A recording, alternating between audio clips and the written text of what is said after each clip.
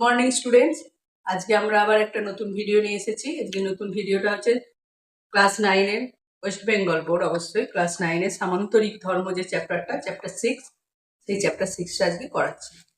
তো এখানে সামন্তরিকের ধর্ম বলতে, সামন্তরিকের ধর্ম আমরা পড়তে গেলে সবার আগে আমাদের কি জানতে হবে, সামান্তরিকটা কি। সামান্তরিক হচ্ছে একটা কি, তোমরা পড়েছো সামান্তরিক, আমাদের যে চতুর্ভুজ আছে, চতুর্ভুজের অনেকগুলো ধরনের চতুর্ভুজ হয়। চতুর্ভুজ মানেই চারটি যার বাহু আছে, তার মধ্যে সামান্তরিক হচ্ছে একটা গুরুত্বপূর্ণ, যেটা হচ্ছে একটা যার চারটে বাহু তো অবশ্যই আছে চতুর্ভুজ বলে, বিপরীত বাহুগুলো সমান ও সমান্তরাল হবে। তো এইগুলো হচ্ছে আমাদের ধর্মের মধ্যে আছে। তো আমাদের সংজ্ঞাতে কি করবো, যে চতুর্ভুজের বিপরীত বাহুগুলি সমান ও সমান্তরাল, সেই চতুর্ভুজকে বলা হচ্ছে সামান্তরিক। তো প্রথমে দেখো, এখানেতে অনেকগুলো দেখো পিকচার দেওয়া আছে। এইগুলো যেমন আয়তক্ষেত্র, বর্গক্ষেত্র, তারপর এটা হচ্ছে তোমার সামান্তরিক, এটা রম্বস, কাইট, এটা ট্রাপিজিয়াম, এগুলো হচ্ছে সব চতুর্ভুজ। এগুলো চতুর্ভুজের ধরন, ঠিক আছে। তো তাদের সংজ্ঞাগুলোও দেওয়া আছে। সামান্তরিক পড়তে গেলে তাদেরগুলো একটু জানতে হবে। তো প্রথমে দেখো দেওয়া আছে আমাদের এখানে কি দেওয়া আছে, ট্রাপিজিয়াম। যে চতুর্ভুজের একজোড়া বিপরীত বাহু পরস্পর সমান্তরাল তাকে ট্রাপিজিয়াম বলা হয়। তো এটা হচ্ছে ট্রাপিজিয়াম। এই ট্রাপিজিয়ামের শেপটা দেখো কিছুটা সেই ছোটবেলায় তোমরা ঘর বানাতে না, যে ঘর বানাতে ঘরের চাল বানানোর সময় এটা এরকম করতে, সেই রকম একটা। এর কি হচ্ছে, একজোড়া বিপরীত বাহু সমান্তরাল, মানে হচ্ছে আমাদের এইটা আর এটা সমান্তরাল, কিন্তু এরা দুজনে সমান্তরাল নয়। এই দুটো বাহুকে বলে তির্যক বাহু, আর এই দুটো বাহু হচ্ছে সমান্তরাল, ঠিক আছে। তো এই একজোড়া বিপরীত বাহু সমান্তরাল বলে এই চতুর্ভুজটার নাম হচ্ছে ট্রাপিজিয়াম।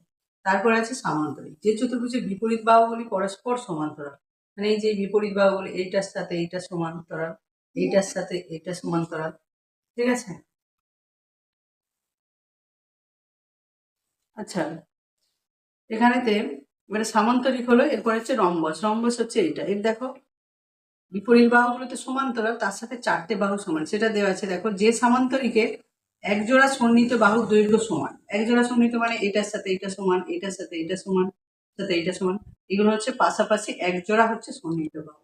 সন্নিহিত বাহুগুলো সমান, এই কারণে বলছে এই যে এই সামান্তরিকটার যদি সন্নিহিত বাহু, মানে রম্বস হচ্ছে একটা সামান্তরিক, তো রম্বসের কি হচ্ছে, একজোড়া সন্নিহিত বাহু হচ্ছে দৈর্ঘ্য যদি সমান হয় যে সামান্তরিকের, সেটাকে বলা হচ্ছে রম্বস। তারপরে হচ্ছে আমাদের আয়তকার চিত্র। আয়তকার চিত্রকে যে সামান্তরিকের একটি কোণ সমকোণ, মানে এখানে ট্রাপিজিয়াম আর কাইট বাদ দিয়ে আয়তক্ষেত্র, বর্গক্ষেত্র, রম্বস, সামান্তরিক তো সমান্তরিক, এরা সবাই কিন্তু সবাই সামান্তরিক। এগুলো হচ্ছে স্পেশাল কাইন্ড অফ প্যারালোগ্রাম, যেটা বলে সামান্তরিক ইংলিশে প্যারালোগ্রাম বলে। এখানে দেখো দেওয়া আছে তোমাদের বইতে।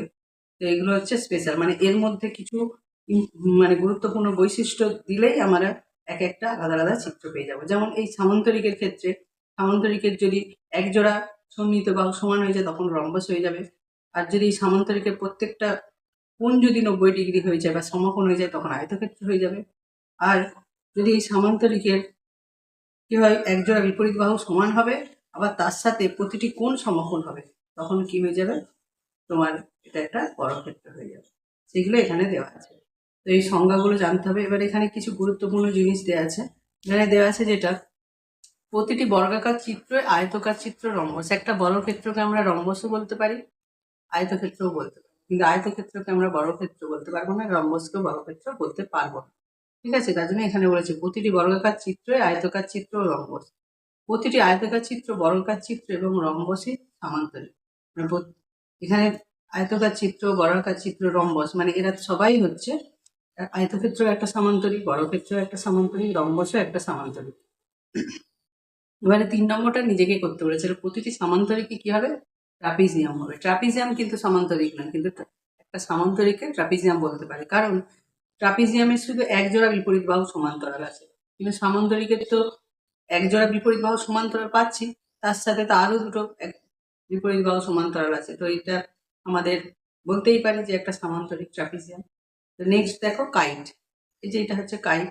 এই কাইটের কি হয়, কাইটের কি দেওয়া আছে দেখো, যে চতুর্ভুজের একজোড়া সন্নিহিত বাহুর দৈর্ঘ্য সমান এবং বাকি দুটি বাহুর দৈর্ঘ্য সমান তাকে কাইট বলে। এই যে এখানে দেখো, এই দুটো হচ্ছে একজোড়া সন্নিহিত বাহু, এইটার সাথে এইটা সমান আর এইটার সাথে এইটা সমান, তো এই দুটোও সমান, এই দুটো সমান, কিন্তু এরা পাশাপাশি এরা সমান নয়। এটার সাথে এটা, এটার সাথে এটা, তাই এই শেপটাকে বলছে কাইট। বোঝা গেল? এবারে এখানে আবার একটা দিয়েছে আমাদের, এরকম একটা চতুর্ভুজ আছে। এই চতুর্ভুজটা দেখো, এই কি দেওয়া আছে নামটা, HAND, হ্যান্ড। হ্যান্ড যে চতুর্ভুজটা, দেখো এর শেপটা চতুর্ভুজ হলো, এই চতুর্ভুজের একটা অন্য নাম আছে, সেটাকে কি বলছে, কনকেভ বা অকুব্জ চতুর্ভুজ। সেটা কারণ আছে, অকুব্জ চতুর্ভুজ তোমরা ক্লাস 8-এ পড়েছো, অকুব্জ কুব্জ চতুর্ভুজ কেন বলে। তো এইখানেতে এটা আমাদের সিলেবাসে নেই, শুধু একটু বলে দিয়েছি এটা অকুব্জ।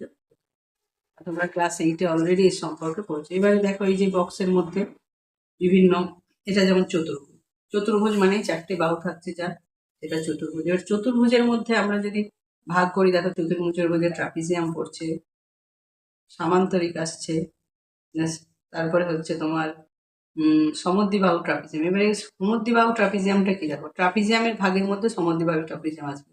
এখানে আমি কি বলেছি, এই ছবিটার মধ্যে এই যে একজোড়া বিপরীত বাহু সমান্তরাল, কিন্তু এই দুটো তো সমান্তরাল নয়, মানে এইটা ট্রাপিজিয়াম, এরা সমান্তরাল, কিন্তু এরা দুজন সমান্তরাল নয়। এই দুটো বাহুকে কি বলছে, তির্যক বাহু। এই তির্যক বাহুর দুটো দৈর্ঘ্য যদি সমান হয়, তখন আমরা কি বলবো, এটা একটা।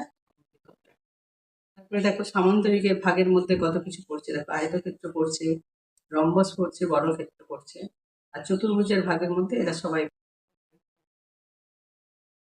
ঠিক আছে, তো এরপরে আমাদের উপপাদ্য আছে। উপপাদ্যকে প্রথম যে উপপাদ্যটা দেওয়া আছে তোমাদের, এর উপপাদ্য নাম্বার 14। এই উপপাদ্যের কি বলা আছে, কোনো সামান্তরিকের প্রতিটি কর্ণ সামান্তরিককে দুটি সর্বসম ত্রিভুজে বিভক্ত করে, মানে এটা আমাদের প্রমাণ করতে হবে। কি প্রমাণ করতে হবে, দেখো এটা হচ্ছে সামান্তরিক ABCD দেওয়া আছে, তার হচ্ছে এটা কর্ণ দেওয়া আছে, সেই কর্ণটাকে দেখাতে হবে, এই কর্ণটা এই দুটো সর্বসম ত্রিভুজে ভাগ করছে একটা সামান্তরিককে। আর বিপরীত বাহুগুলোর দৈর্ঘ্য সমান, মানে এইটার সাথে এইটা সমান, এইটার সাথে এইটা সমান, এটাও প্রমাণ করতে হবে। আর বিপরীত কোণগুলো সমান, মানে এখানে এই কোণটার সাথে এইটা সমান প্রমাণ করতে হবে, এইটার সাথে এটা প্রমাণ করতে হবে। তো আমরা এখন এগুলো প্রমাণ করব। দেখো এবার উপপাদ্য 14টা দেখো, আমি তো বলে দিয়েছি কি প্রমাণ করতে হবে। এখানে ABCD সামান্তরিক দেওয়া আছে, আমাদের দেখাতে হবে যে কর্ণ এসিটা এই দুটো সর্বসম ত্রিভুজে ভাগ করেছে। আর কি, বিপরীত বাহুগুলো সমান দেখাতে হবে, এটা মানে AB সমান DC আর AD সমান BC দেখাতে হবে।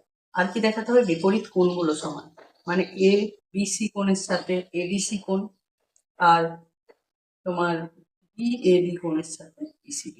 ঠিক আছে, তো আমরা এখন এটা প্রমাণ করব। তো এখানে তো দেখো আমি লিখেছি কি কি প্রমাণ করতে হবে, লিখে দিয়েছি। এখানে প্রমাণে আগে প্রথমে আমরা কি করব, এই দুটো ত্রিভুজকে সর্বসম করব। সর্বসম দেখানোর জন্য আমরা কি লিখবো, আগে ত্রিভুজ ABC ও ত্রিভুজ ADC এর প্রথমে দেখো আমাদের এই কোণটার সাথে এই কোণটা সমান হবে। কেন বলো তো, এই কোণটার সাথে এই কোণটা সমান বলতে পারবে, এখানে দেখো এটার সাথে এটা সমান্তরাল, আর এসিটা হচ্ছে কি এর ছেদক। তো ছেদক যদি হয় তাহলে এই দুটো কোণের মধ্যে সম্পর্ক হচ্ছে একান্তর কোণ, তার জন্য এই দুটো কোণের মান কি হচ্ছে, সমান হচ্ছে। একই রকম ভাবে আবার এটার সাথে এটা সমান্তরাল, এই কোণটার সাথে আর এই কোণটাও একান্তর কোণ। ঠিক আছে, এরা দুজনেও সমান। তার সাথে আমাদের এসিটা দেখো দুটো ত্রিভুজেরই একটা বাহু, তার জন্য এসিকে কি লিখবো, সাধারণ বাহু। এই যে আমরা কি পেলাম এখানে, এই কোণটার সাথে এই কোণটা, এই কোণটার সাথে, তার মানে কি ASA, এই শর্তানুসারে আমরা বলতে পারবো ত্রিভুজ ABC আর ত্রিভুজ ADC হচ্ছে সর্বসম। ঠিক আছে, তো এখানেতে তোমার ত্রিভুজ ABC তাহলে কি লিখবো, কোণ ACB সমান একান্তর কোণ হচ্ছে ACB মানে এই কোণটা, তার সাথে হচ্ছে CAD। এখানে লিখতে হবে যেহেতু AB সমান্তরাল DC এবং এবং AC ছেদক, এটা লিখতেই হবে। ঠিক আছে, আর এখানে লিখবো AC সাধারণ বাহু,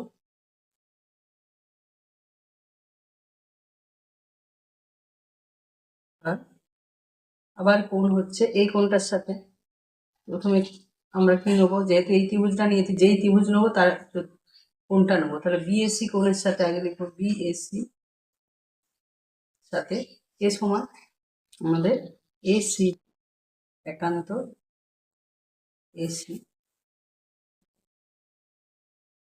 এখানে লিখতে হবে যেহেতু এবি সমান্তর ডিসি এবং এসি 0।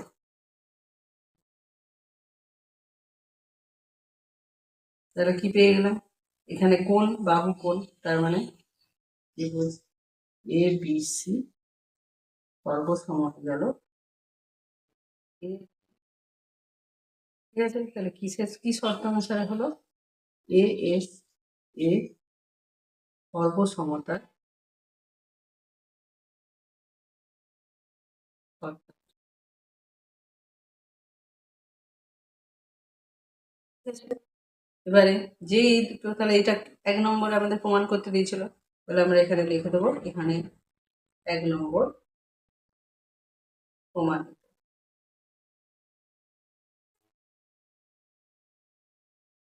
তারপরে এবারে যেই দুটো ত্রিভুজ সমান সর্বসম হয়ে গেল, ত্রিভুজ দুটো সর্বসম হলো মানে তাদের যে অনুরূপ অংশগুলো পড়ে থাকবে তারা সমান, তার মানে তাদের বিপরীত বাহুগুলো সমান হয়ে গেল, মানে এবি সমান ডিসি আর এডি সমান বিসি।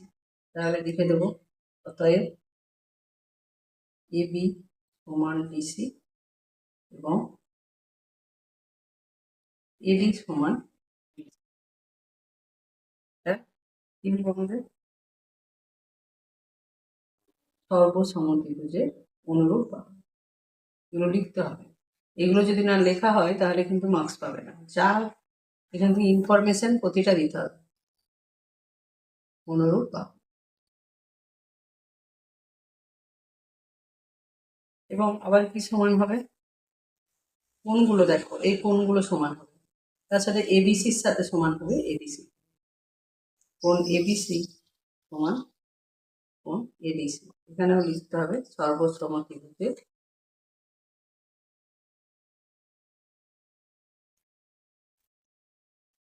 অনুরূপ কোণ।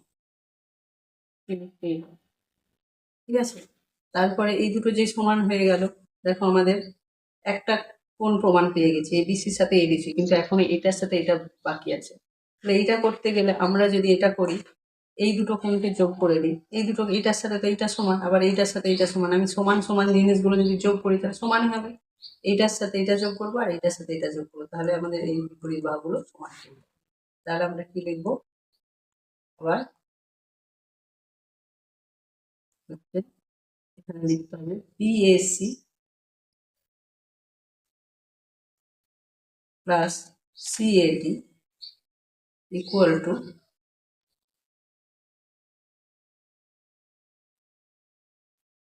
BC A plus ACB. ঠিক আছে, তাহলে আমাদের কি পেয়ে গেলাম, অর বিএবি ইকুয়াল টু পেয়ে গেলাম বিসি। এটা হয়ে গেল আমাদের 3, এটা হচ্ছে তোমাদের 2 নম্বর প্রমাণিত হয়ে গেল।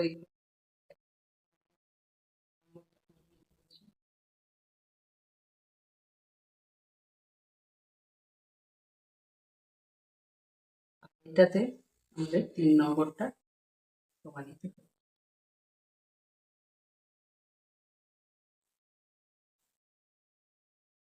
এটা 3 নম্বর হচ্ছে, এটাও 3 নম্বর প্রমাণিত, এটা হচ্ছে 2 নম্বর।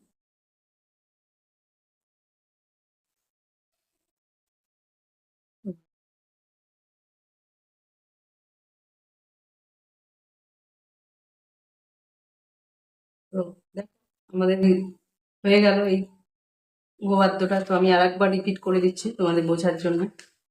তো এখানেতে কোনো সামান্তরিকে কি প্রমাণ করতে হচ্ছে, আমাদের কোনো একটা সামান্তরিকের কর্ণ কি করে, সবসময় দুটো সর্বসম ত্রিভুজে ভাগ করে, এটা আমাদের দেখাতে হবে।